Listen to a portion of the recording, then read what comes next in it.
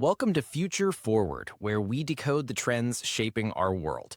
Today we're looking at an industry that's not just growing, but exploding in India, Yeah. gaming and esports. And when we talk about its future, Hmm. we're talking about a trajectory that could literally refine entertainment and sport in the country. It's great to be here, Alex. I mean, the numbers alone they're mind-boggling. Right. The overall gaming market in India is on track to hit nearly 9 billion US dollars by 2030.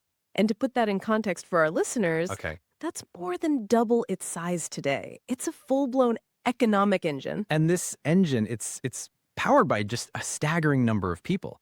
Something like 500 million gamers in India as of 2024. Wow. But I think what's most interesting, is how they're gaming. This isn't a story about expensive PCs or consoles, is it? Not at all. This is a mobile-first revolution. Okay. Think about it. Affordable smartphones in almost every hand, and some of the cheapest data plans in the world. Right.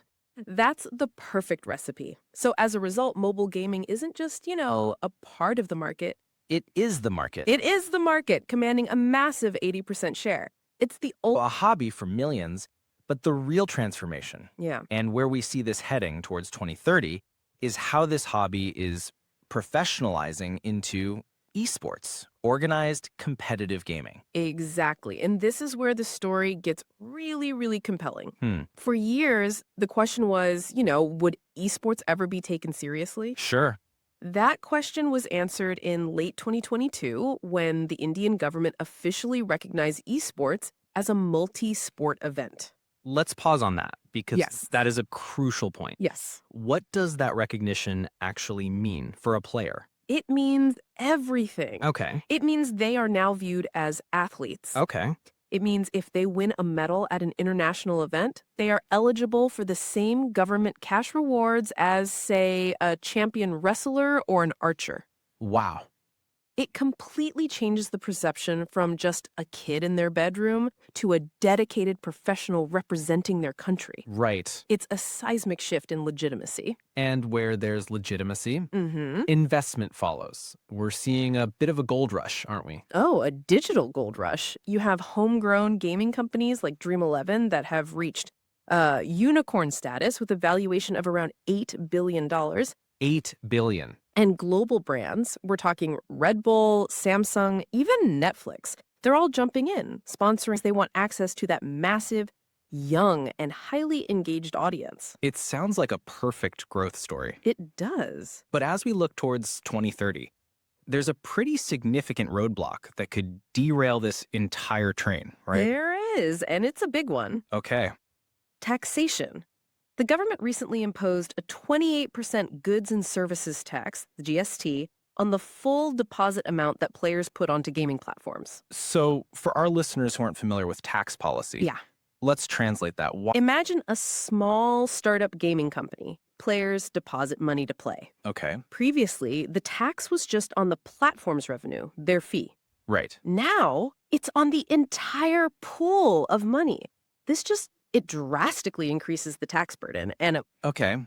according to many in the industry, it makes it incredibly difficult for smaller companies to survive.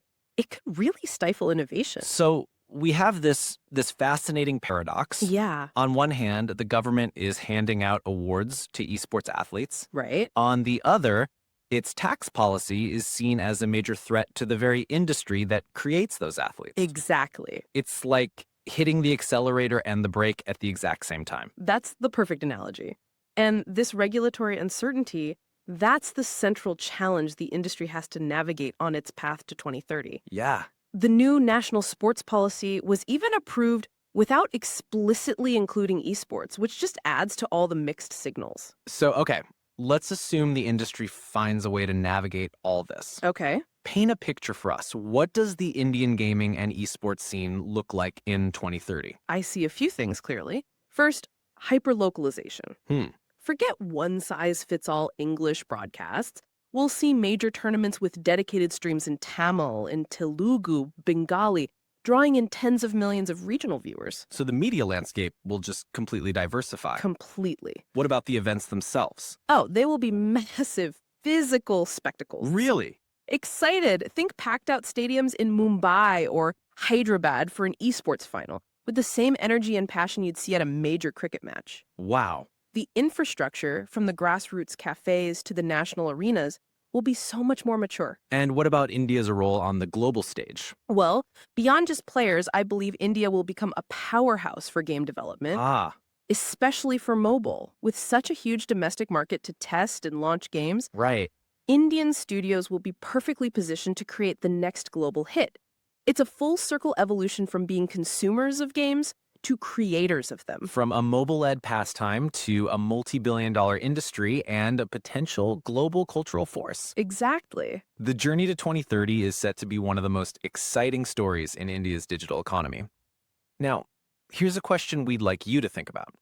As gaming becomes a mainstream career with the potential for high earnings and fame, how should society, and particularly parents and educators, adapt its perspective on the time young people spend playing video games?